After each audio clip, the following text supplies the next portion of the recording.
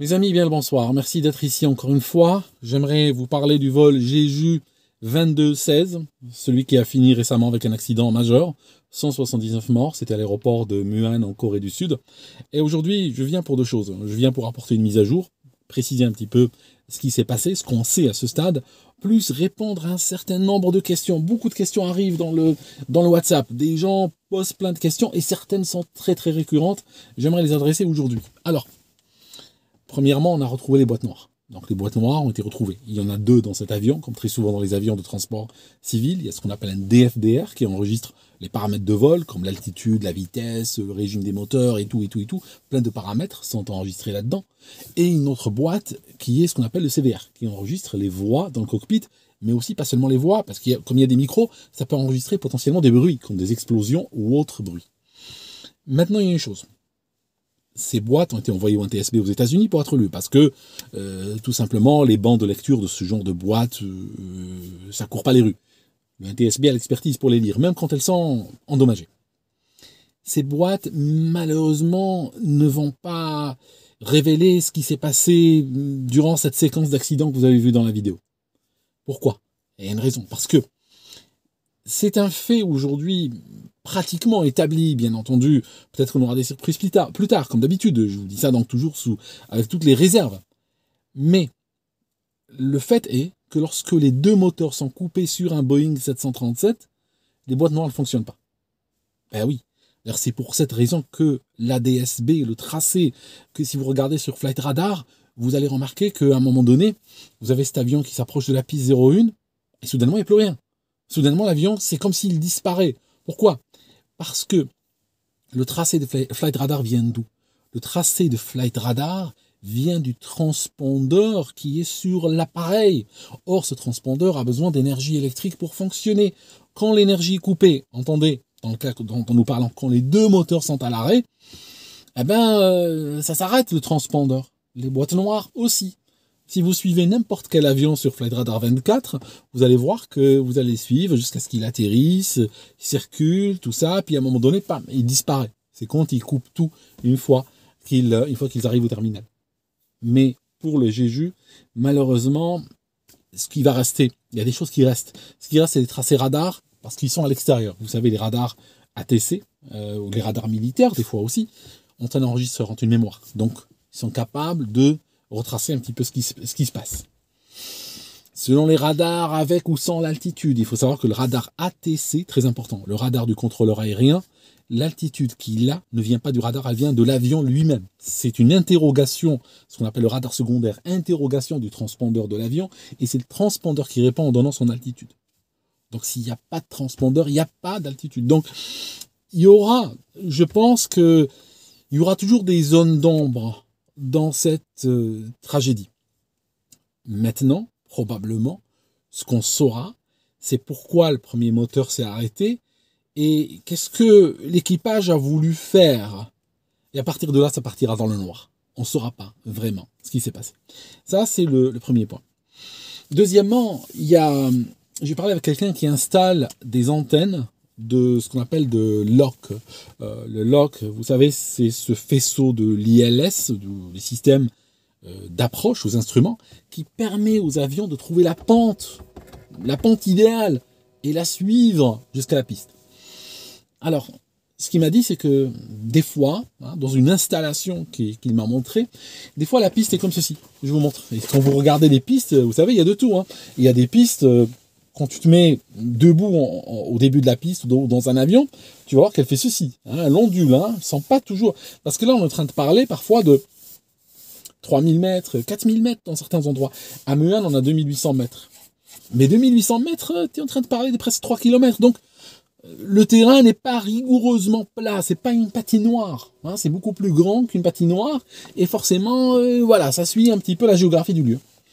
Des fois, on a ceci. On a la piste qui est comme ça. Ça signifie qu'elle est bombée au milieu.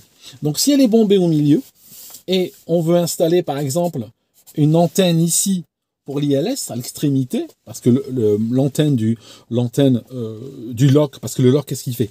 Le LOC, c'est deux faisceaux 90 et 150, qui sont modulés en 90 et 150 Hz, qui définissent l'axe de la piste. Donc on est obligé de les installer, hein, pour un avion qui s'approche ici.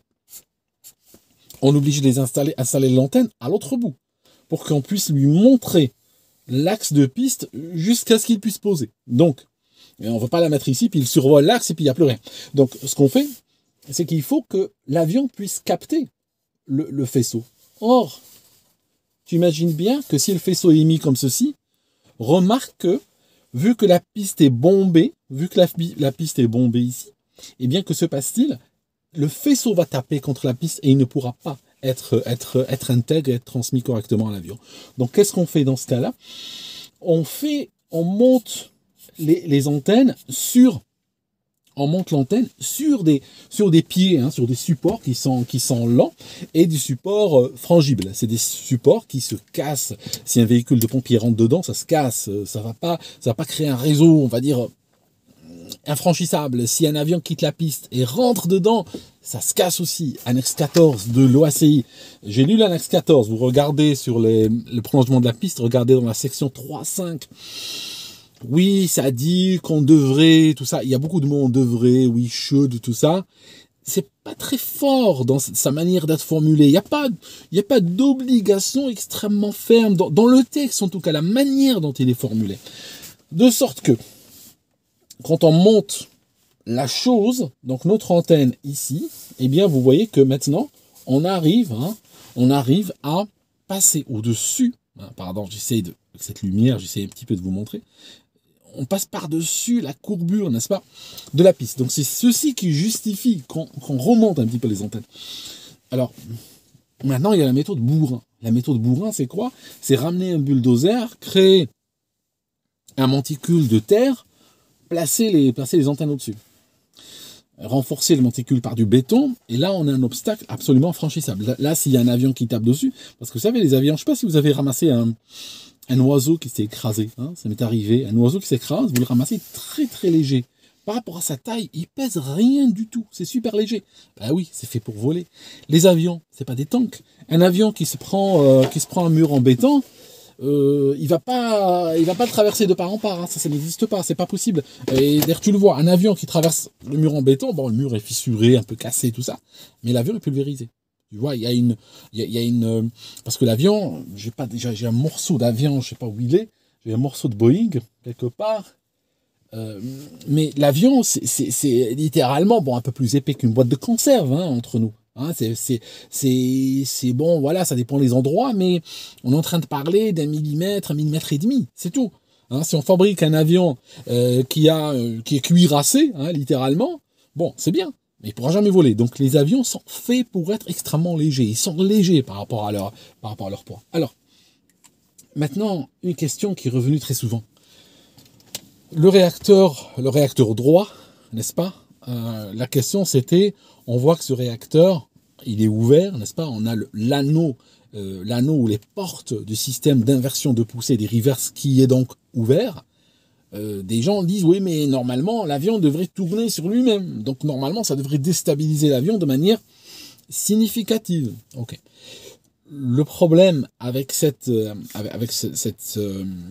vision, c'est qu'elle tient pas compte du fait que le moteur est endommagé.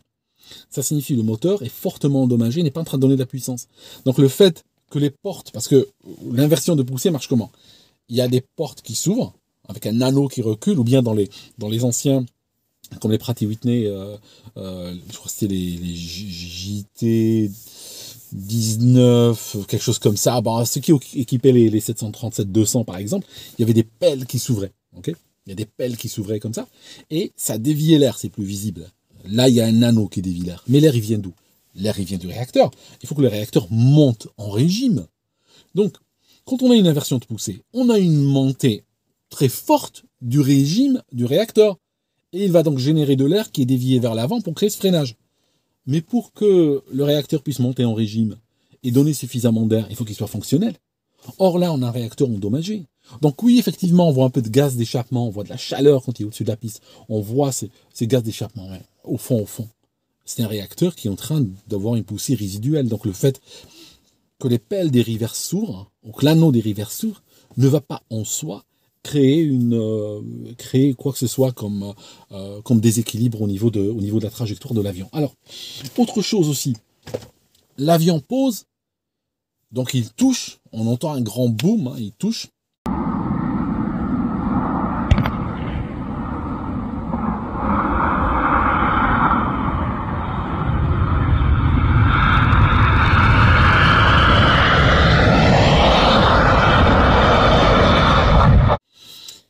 Mais ne semble pas ralentir. Ça signifie, on n'a pas l'impression qu'il ralentit de beaucoup. Un peu étonnant, ça tendrait un peu plus de ralentissement, mais il n'y a pas. La raison, à mon sens, hein, et c'est encore de la spéculation de ma part, parce que c'est pas tous les jours que des avions de ligne atterrissent sans train d'atterrissage et à grande vitesse. Donc on n'a pas un retour d'expérience énorme sur la question. Mais si on regarde bien, il est comment l'avion? Il y a 2 paramètres qu'on va voir tout de suite. Premier paramètre, il va vite. Il a une vitesse élevée. Il a une vitesse même excessive par rapport aux circonstances, hein, par rapport à un atterrissage. Les avions n'atterrissent pas à cette vitesse-là, donc il atterrit très vite. Deuxièmement, il atterrit sans train d'atterrissage. Donc, le fait qu'il touche son train d'atterrissage fait que les réacteurs, hein, qui sont les plus bas, au-dessous de l'aile, vont toucher. Et après, que fait l'arrière de l'avion? L'arrière de l'avion, bam, il va tomber. Tout simplement, on est dans une situation, si tu veux, juste le centre de gravité est en arrière des réacteurs, c'est tout. Donc, l'arrière de l'avion va tomber. Ceci va créer quoi? Il va faire en sorte que ton avion, si tu le regardes bien, il est cabré. Je dirais à l'œil nu, c'est très difficile à mesurer, mais je dirais à l'œil nu, il est bien plus cabré que s'il était en croisière, et il va vite. Cabrage plus vitesse, ça donne quoi? Un avion, cabrage plus vitesse, ça va forcément donner une incidence d'attaque au niveau des ailes, n'est-ce pas? Donc, que va-t-il se passer? Et bien entendu, je confonds pas l'assiette et l'incidence, on est bien d'accord, mais on a un avion, on arrive à voir sa trajectoire, elle est simple, sa trajectoire est horizontale, forcée par la piste. Il est cabré, il a une assiette positive, donc il a forcément une incidence positive. Ça donne quoi, incidence positive? Ça donne une portance. Donc, l'avion, quand on regarde à l'œil nu, on se dit, mais c'est pas possible, malgré que son corps touche, il ralentit pas. Oui, pourquoi? Parce qu'il n'a pas tout son poids sur la piste. Parce que, en fait, il touche, oui, il y a un grand bang qu'on entend, mais la vitesse est élevée, l'incidence est assez franche, de sorte que il y a une partie du poids de l'avion reste sur la piste et une partie est compensée par la portance qu'il y a sur les ailes. De sorte que l'un dans l'autre, le ralentissement va prendre beaucoup de temps. L'avion va mettre du temps à ralentir. Et il serait arrivé, il y a des fois des avions qui ont atterri, il y a un avion polonais en particulier, je crois que c'était un 767, assez grand, je crois que c'était un 767. Il a atterri sans train d'atterrissage. Oui, 2 choses. Il a atterri en début de piste, et il a atterri avec les volets sortis, donc il a atterri très très lent, hein, ça se trouve ils avaient dans le cockpit une alarme sur le train d'atterrissage qui n'était pas sorti, oui, mais mis à part ça, les pilotes étaient en contrôle de ce qu'ils faisaient.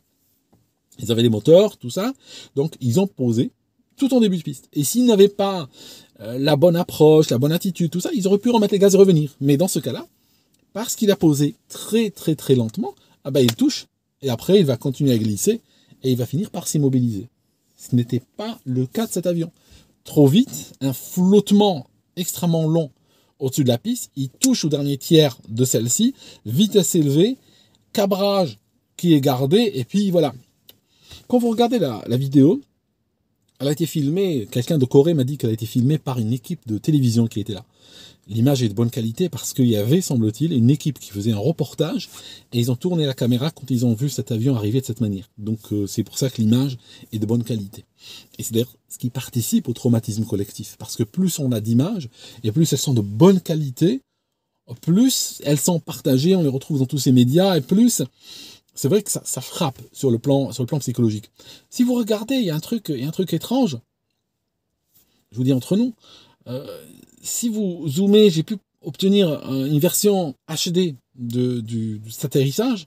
Si vous regardez le cockpit, on arrive à voir un des pilotes qui fait ça à sa main. Et on dirait que l'un des pilotes indique quelque chose à l'autre. Je ne sais pas ce qu'il veut dire avec ça. Je ne sais pas ce qu'il veut dire. Il lui fait quelque chose comme ça. C'est un des derniers gestes qu'il fait parce que 2-3 secondes plus tard, l'avion quitte la piste et il finit contre le monticule. Mais on arrive bien à le voir. Si on regarde, on a presque l'impression que le hublot est ouvert à un moment donné. Je ne sais pas, c'est juste une impression. Je suis pas trop sûr. La résolution ne me permet pas de juger. Maintenant, je prends ce document, je vous montre un petit peu ce qui s'est passé et je vous raconte une conversation que j'ai eue avec des pilotes il y a quelques mois. Regardez. Notre avion arrive depuis le sud sur une piste qui est comme ça. Une piste orientée du sud vers le nord. Donc c'est une 0,1. QFU de ce côté est 0,1. Et de l'autre côté, forcément, il est de 19. Il y a toujours 18 de différence entre les QFU. D'accord? Donc, il approche comme ceci en 0,1. Il semblerait. Alors, avant de parler de ça, il y a souvent autour des aéroports des oiseaux. Ici, on a un aéroport qui est proche de la mer. Il y a souvent des oiseaux nicheurs au bord de la mer et tout ça. Des fois, ce qu'il y a dans certains pays, comme en Inde ou autres, des fois, il y a des décharges publiques et tout ça, qui attirent les oiseaux, qui attirent des mouettes, d'autres oiseaux qui viennent manger de ces décharges. Et donc, ça crée beaucoup d'activités autour de l'aéroport, d'activités aviaires. Donc, il y a un risque avéré quand même. Hein. Donc, maintenant, que se passe-t-il? Ce qu'on sait, c'est qu'il est en train d'approcher en 0,1. Il est sur le point d'atterrir. Certaines personnes disent l'avoir vu avec le train d'atterrissage sorti. Et là, il remet les gaz. Ça veut dire quoi? Ça signifie qu'il annule son approche, il met les gaz. Alors, sur 737, remettre les gaz implique deux choses. Remettre les gaz, c'est pousser les gaz à fond, rentrer le train d'atterrissage et les voler. Tout ça, ça se passe en séquence rapide. Ça signifie ils vont pousser les manettes des gaz, rentrer les volets à 15, pas rentrer complètement, rentrer les volets à 15, réduire les volets, parce que si les volets sont complètement sortis, ça te donne des pentes pour monter par la suite assez flat, hein, des pentes qui permettent peut-être pas d'éviter les obstacles. Donc, rentrer partiellement les volets, et puis quand le vario commence à devenir positif, rentrer le train d'atterrissage. Donc, c'est pour ça que le train d'atterrissage, par la suite, est rentré, c'est pour ça que les volets sont rentrés. Est-ce qu'ils sont rentrés complètement ou ils sont rentrés partiellement? Je ne sais pas. Difficile à dire depuis les informations disponibles. Et probablement, comme je vous ai dit en début de vidéo, par rapport à ce qui se passe avec les boîtes noires, il est vraisemblable qu'on ne saura jamais. Maintenant, il y aura peut-être d'autres manières indirectes de trouver. Je vous en avais montré une dans la dernière vidéo qui était avec la position du tri, mais encore ça se discute. Donc, je disais, à partir de ce moment-là, il disparaît dans la DSB. À partir de ce moment-là, il disparaît dans le Flight Radar 24. On peut peut-être imaginer que c'est à ce moment-là qu'il a perdu toute énergie. Ça signifie qu'il a remis les gaz et perte d'énergie. Alors, on va analyser ça. L'idée des pilotes, quand ils remettent les gaz sur une situation pareille, c'est quoi? C'est quand ils sont en approche, ils ont une altitude qu'ils désignent pour la remise des gaz. Par exemple, ils sont dans le plan de descente et ils mettent par exemple 3000 pieds. Ils se disent, si jamais on remet les gaz, si ça ne va pas, c'est toujours en arrière-pensée. Hein. Tous les atterrissages se font avec une arrière-pensée de remise des gaz. Donc, par exemple, ils mettent 3000 pieds. Donc, ils remontent, ils vont vers 3000 pieds, ils annoncent au contrôleur qu'ils ont remis les gaz. Et celui-ci, après, va leur donner des vecteurs radars pour les ramener pour une autre approche. Donc, potentiellement, par exemple, l'idée originale, c'est de faire ça, puis après partir vers une zone où il y a un circuit d'attente ou bien l'ATC, le tour de contrôle, va leur donner des vecteurs et autres et les ramener encore une fois à l'approche 0,1. Parce que la 0,1 est active. Donc, si on remet les gaz et on revient atterrir, on revient en 0,1. On ne revient pas dans une autre piste, on revient en 0,1. Maintenant, que s'est-il passé dans la réalité? Dans la réalité, c'est ceci qui s'est passé, je vais vous montrer.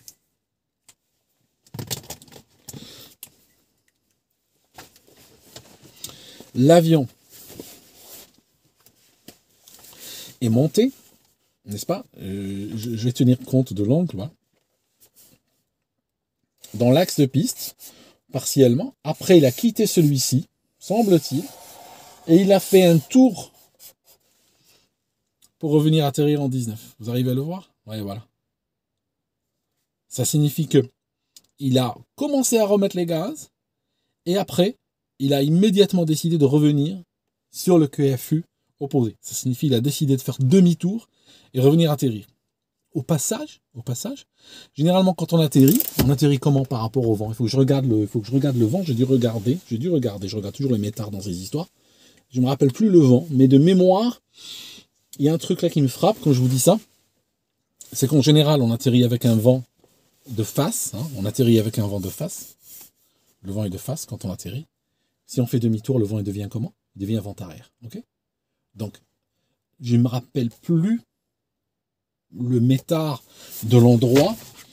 Attendez, j'ai un téléphone ici. Je veux dire, on est entre nous. C'est pas comme si on était poursuivi par qui que ce soit. Attendez, je vais regarder rapidement le métard du moment, n'est-ce pas? Donc vous voyez là en live, n'est-ce pas? Attendez. Je vais regarder, je vais vous dire tout de suite. Métard.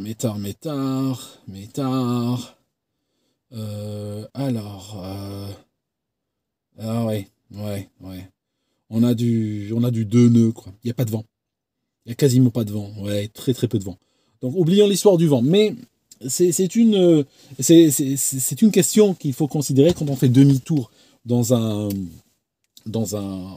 pour atterrir, parce que si on fait demi-tour, on va atterrir avec un vent arrière. Et le vent arrière va bien entendu prolonger les distances d'atterrissage et tout ça. Et c'est pour ça qu'on n'atterrit pas vent arrière d'ailleurs. Oublions l'histoire du vent, mais on a compris. Donc, notre avion fait demi-tour, n'est-ce pas? Fait demi-tour. La caméra de télé, grosso modo ici. Ah, j'arrive pas avec voilà.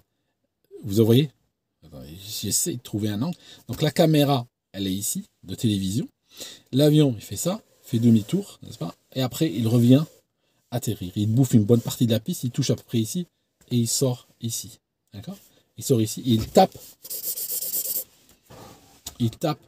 contre le fameux muret qui est dans l'extension de la piste 19. Et là, il explose. Vous voyez le truc? C'est à peu près ça. D'accord. Donc, la caméra, elle est là. Pourquoi? Parce que la caméra, elle voit défiler de gauche à droite. Donc là, la caméra est là, elle voit défiler de gauche à droite. Donc, c'est pour ça qu'elle est là.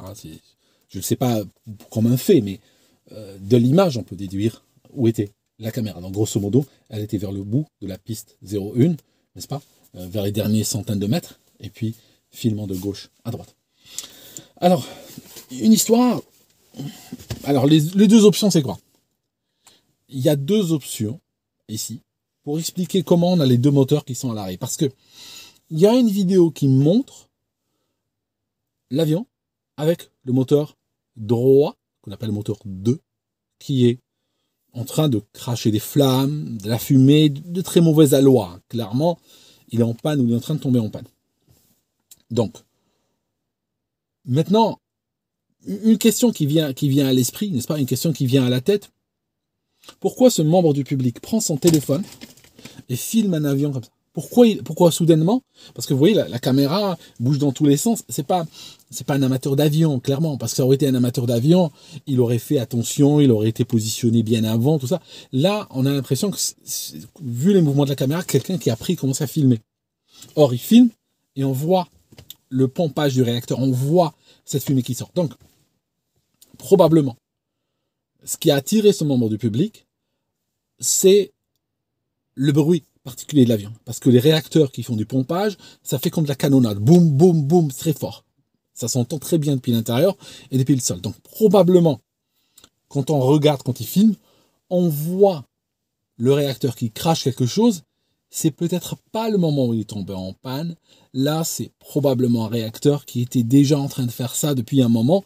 Et ce membre du public, avec sa vidéo, n'a pu capter que une instance, on va dire, de cet événement très particulier. Ok. 2 choses. Premier réacteur, on a compris. Il est tombé en panne parce que soit il s'est pris des oiseaux, soit les oiseaux, ils sont là, on les accuse, mais en fait, on leur fait un faux procès. C'est pas de leur faute. C'est pas eux du tout. Si ça se trouve, c'est juste... il est tombé raide tout seul. Ça peut arriver. C'est pas la fin du monde. Maintenant, la question, c'est pourquoi l'autre est tombé en panne. Alors l'autre, 2 options.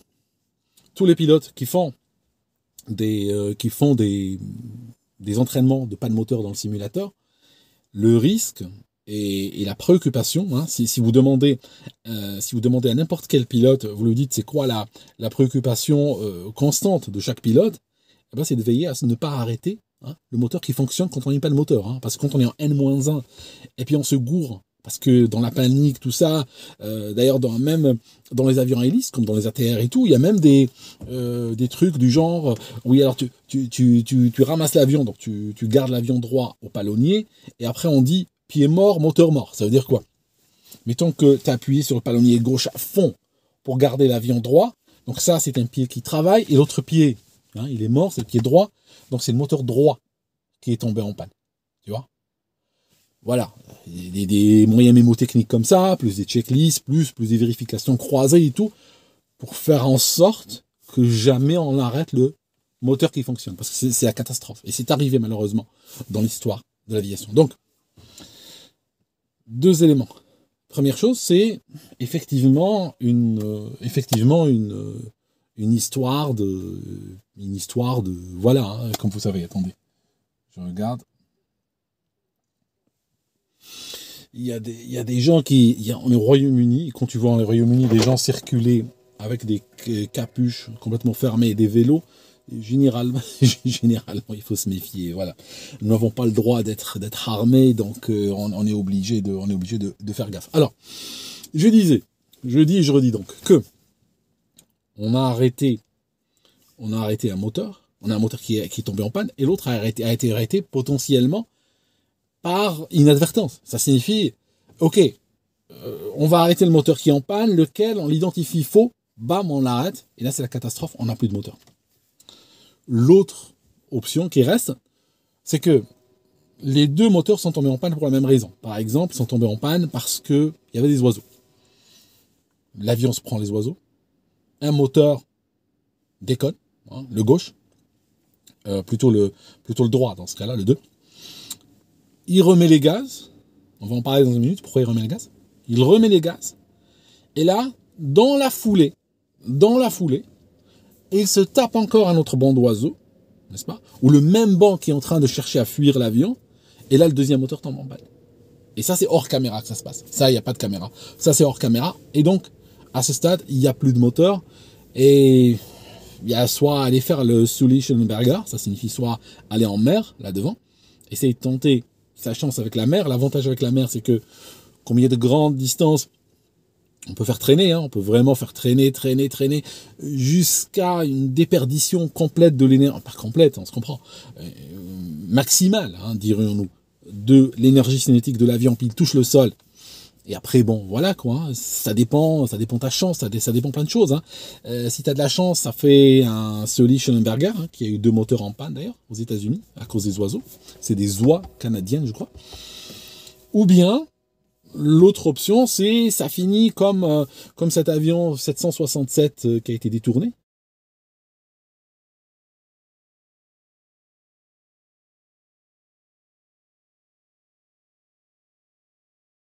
Sur une piste en dur qui a une distance limitée. Alors effectivement, elle a le mur là, mais la vitesse à laquelle il allait, mais tant qu'il n'y a pas de mur, il aurait fini où? Il aurait fini quelque part. Et on est d'accord. Regardez, tu prends n'importe quel aéroport, en Asie, en Europe ou ailleurs. Forcément, tu as quelque chose après la piste. Ça peut être une usine, un hangar, une station d'essence. Regarde, il y a une vidéo sur ce canal où un avion brésilien a fini dans une station d'essence. Tu avais la piste, se termine, station d'essence de l'autre côté, elle a fini dedans. Tu vois, c'est ça malheureusement. Le terrain de l'aéroport appartient à l'aéroport, mais les terrains autour, les gens peuvent faire n'importe quoi. Et à la vitesse à laquelle il allait, il n'y aurait pas eu ce monticule. Parce que à la vitesse à laquelle il allait, il avait besoin encore de kilomètres pour s'arrêter. Et je vais dire, voilà quoi. C'est des questions extrêmement délicates. Question. Il y a quelques temps, j'étais avec des amis pilotes, et j'ai posé la question. Tu es en train d'approcher, tu es en approche, tu es sur le plan de descente, tu vois la piste. Soudainement, tu as boum, un moteur qui explose, plein d'alarmes, ECAM, machin, bip, bip, bip, alarme de n'importe quoi, tout plein, qui sortent. Tu fais quoi? C'est pour la procédure. Et vous savez que dans beaucoup d'endroits, c'est quoi la procédure? La procédure, c'est remettre les gaz sur un moteur, remettre les gaz sur un moteur, partir quelque part, analyser la panne, faire passer les checklists, répondre à toutes les actions qui s'affichent sur les cams. Une fois que la situation est stable, on fait demi-tour, on se fait guider et on revient atterrir. Il faut savoir une chose, dans les procédures et les entraînements de l'aviation, l'accent est toujours mis sur les issues favorables. Je veux dire, on est entre nous, s'il y avait des issues favorables, ce canal n'aurait pas existé, n'est-ce pas? Les issues défavorables sont jamais évoquées, donc on part toujours que dans le simulateur, c'est comme ça qu'ils font. Voilà, oui, alors tu cliques là, tu fais ça, regarde cette checklist, ça c'est un memory item, tout ça, clic, clic, clic. Tout se passe bien, nickel, on a contrôlé l'avion. Ça, c'est dans le simulateur et dans la pratique. Enfin, dans la théorie. En réalité, on peut quand même dire que c'est assez ahurissant de vouloir remettre les gars sur un moteur et d'aller troubleshooter ailleurs. Je vais dire, moi je suis pas meilleur qu'un autre. Hein. Je suis pilote dans un avion comme ça, je continue, je pose, et après je dis, je me suis gouré de checklist, c'est tout. Voilà. C'est vrai que j'aurais dû remettre les gaz. Maintenant, bon, on a posé, qu'est-ce que tu veux que je fasse? On va pas décoller avec un seul moteur. Quoique, je vous raconterai une fois un gars qui a décollé avec un seul moteur. Sur un bimoteur, hein, pas sur un mono.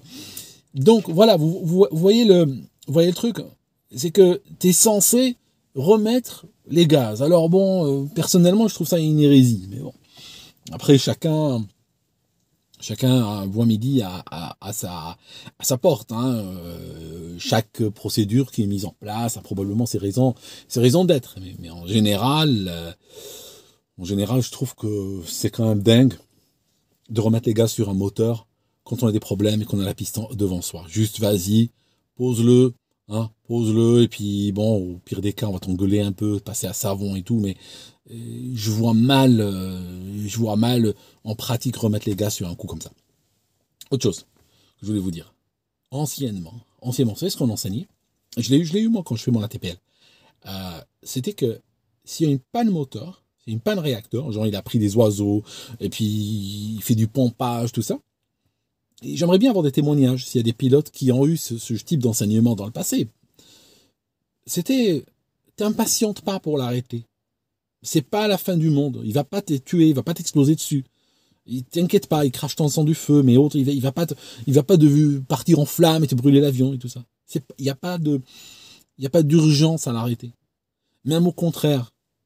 J'avais un instructeur qui disait, tu mets tous les moteurs à fond, y compris celui qui est mourant, il va te donner, même s'il est mourant, il te donnera peut-être 20-30% de sa puissance nominale, malgré tout c'est de la puissance en plus, c'est une puissance qui te permet de prendre de l'altitude, c'est une puissance qui te permet de prendre de la vitesse, de te sortir d'une situation délicate, plus tard tu pourras l'arrêter. De toute façon le moteur est foutu, tu vas pas le sauver en l'arrêtant. Donc ça c'était l'ancienne doctrine. C'est la doctrine de gens qui avaient volé sur du 707, qui avaient volé sur du DC-8, du DC-10, des trucs comme ça. C'était juste, mets à fond, puis de toute façon, profites-en, il va mourir, c'est pas grave, il fait du bruit, il fait du vacarme, il crache du feu, tout ça, mais t'inquiète pas, juste mets à fond et vas-y. Ça, c'était une ancienne doctrine. Par la suite, la doctrine s'est passée à, t'as un moteur qui déconne, il est important de l'arrêter au plus vite. Faut l'arrêter. Le problème, c'est qu'il y a un risque, on prend un risque malgré tout de se tromper, d'arrêter le bon moteur, celui qui fonctionne, et on prend un autre risque, c'est que dans le cas des oiseaux par exemple, on tape sur des oiseaux, ok, c'est lequel, celui-là, ok, t'es sûr, arrête-le, clique, on a arrêté le bon, c'est bon, tu confirmes qu'il est arrêté, oui, je confirme, boum, boum, boum, c'est quoi ça? Oui, des oiseaux encore. Et là, on s'est pris des oiseaux avec l'autre moteur. Il n'y a plus d'autres moteurs, tu comprends? Et là, on aurait quand même préféré une issue différente. On aurait préféré soit continuer à atterrir, malgré tout. On aurait préféré peut-être des fois, tu sais, il y a des cas dans l'aviation quand tu regardes les crashs qui duraient des heures. Hein, tu sais, aujourd'hui un crash c'est 3 minutes, tout le monde est mort. Mais il y a une époque, une grande époque, où les gens, tu avais des crashs qui duraient 8 heures, 9 heures. Quand tu avais ces avions qui partaient au-dessus du Pacifique, au-dessus de l'Atlantique, des avions à hélice, et puis que ça commençait à tomber au milieu de la nuit, les moteurs commençaient à s'arrêter l'un après l'autre. Je veux dire, c'était une épopée. C'était pas... Aujourd'hui, c'est très rapide, tu vois. Et à l'époque, ça leur est arrivé d'arrêter un moteur parce qu'il déconnait, parce qu'il vibrait, parce qu'il avait tendance à chauffer ou il consommait trop d'huile. Hein. Voilà. Et puis, 3 heures plus tard, il dit au mécano, écoute, tu veux pas redémarrer le 3 là tout à l'heure, peut-être on a été trop injuste. Hein. On a été, voilà, juste redémarre-le. Des fois, ça peut aller à ça. Hein. Des fois, ils se disent, ok, on va retenter notre chance encore avec. Tu vois, c'était différent. C'est une mentalité était différente. Voilà, beaucoup de choses ont changé. Mes amis, merci d'avoir écouté cette vidéo. Il n'y a pas d'autres questions là dont je me rappelle. Oui, dernier truc, j'avais noté sur une feuille ici, j'avais noté 2-3 mots. Ils ont lancé une inspection, semble-t-il, des Boeing 737. Alors bon, tu sais, l'inspection des Boeing 737, moi je suis subodore une petite manœuvre politique, n'est-ce pas, populiste, comme on dit. Ça signifie, vu que le 737 n'a pas bonne réputation en ce moment, alors on déclenche une vérification, comme si on les vérifiait pas chaque matin avant qu'ils partent. On va déclencher une vérification, vérifiez-moi tous les 737. On vérifie quoi de ce qu'ils font déjà.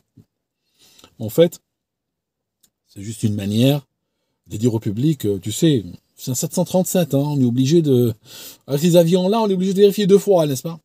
Alors qu'en réalité, ce que je vous ai décrit sur les 3 dernières vidéos, ça aurait été un Airbus, les mêmes actions auraient donné exactement la même tragédie. Hein, forcément. Ça aurait été un Airbus A320 au lieu du 737-800. On n'aurait pas eu une issue très différente. Je ne vois pas de raison pour laquelle on aurait eu une issue différente. Voilà, ça aurait donné de la même chose, c'est tout. Si tu coupes le mauvais moteur ou si tu prends des oiseaux. Hein, d'ailleurs, Sully Schellenberger, hein, le gars qui a fait ça du côté de New York avec son avion, l'US Airways, il décrit dans ce canal, c'était un Airbus A320. Ce n'était pas un Boeing 737, c'est un Airbus A320. Deux moteurs à l'arrêt, n'est-ce pas? Voilà. Par contre, lui, il a allumé la PU. On lui en a voulu. Il dit, ouais, pourquoi t'as allumé la PU? C'est pas dans la procédure. Pourtant, ça l'a sauvé. Hein, parce qu'avec la PU, il a eu du jus électrique, il a eu de la pression, il a eu plein de choses. Hein, parce qu'une fois que tu as l'électricité qui est fournie par la PU, tu peux tout faire après. Hein. Mais bon, ça, c'est une autre histoire. Merci, mes amis, d'avoir écouté jusqu'ici. Et on se voit dans une très prochaine vidéo. À bientôt.